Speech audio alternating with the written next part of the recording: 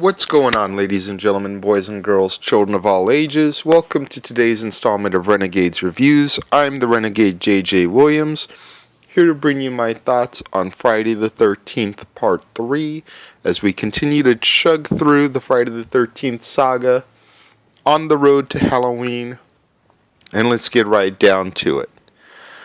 Released in 1982, the general synopsis of this movie is: having revived from his wound, Jason Voorhees, now donning a new appearance, refuges at a cabin near Crystal Lake. As a group of co-eds reside there for their vacation, Jason continues his spree. This movie starred Richard Brooker as Jason Voorhees, Dana Kimmel, Tracy Savage, Jeffrey Rogers, Catherine Parks. We also had Amy Steele and John Fury as Ginny and Paul in a flashback scene from episode part 2. Steve Dash appeared as Jason during a flashback from part 2. And we had another appearance of Betsy Palmer as Mrs. Voorhees in a flashback from part 2. Originally, this movie was released in 3D. I have actually yet to watch this movie in 3D, only because with my vision and my glasses, watching a 3D movie for an hour and a half just bugs my eyes way too much. That being said, there were some things that I liked and some things that I didn't like about this movie. Out of the 3 that I've done so far, this one I felt was the weakest.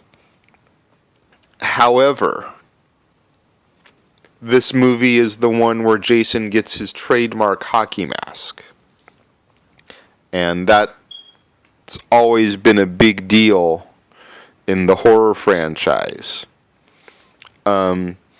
It was a Detroit Red Wings goalie mask. Which goalie, I'm not sure. So it was molded from a 1950s Detroit Red Wings hockey mask. And that mask, that one accessory, became pretty much what Jason's synonymous for. You know, as far as like an accessory. Forget about the weapon, because every killer's got their own weapon. But like Freddy, it's the hat and the sweater. Michael Myers, it's the jumpsuit. You know, with Jason, it's the mask.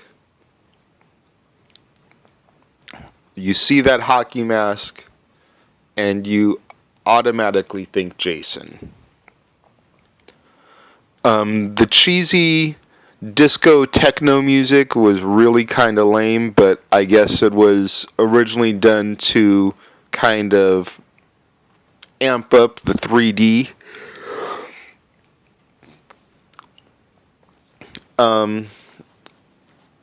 Something I didn't know is apparently when this film was first released, it was supposed to end the series as a trilogy. However, there was no moniker or tag on the movie to indicate as such, kind of like how the next one, Friday the 13th, the final chapter, or later Jason Goes to Hell, the final Friday.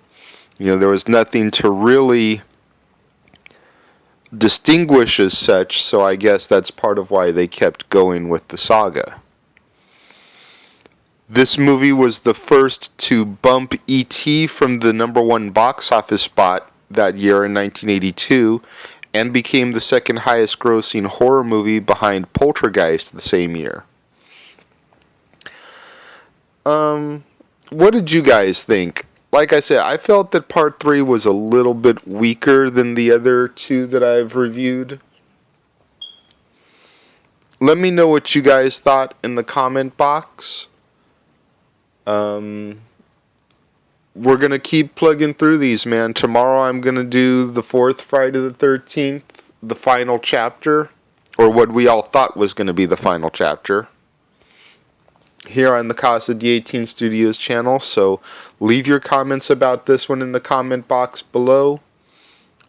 Leave your horror movies that you want me to review in the comment box. Let me know what's going on that you want me to talk about. Tweet them to me at ROWJJWilliams.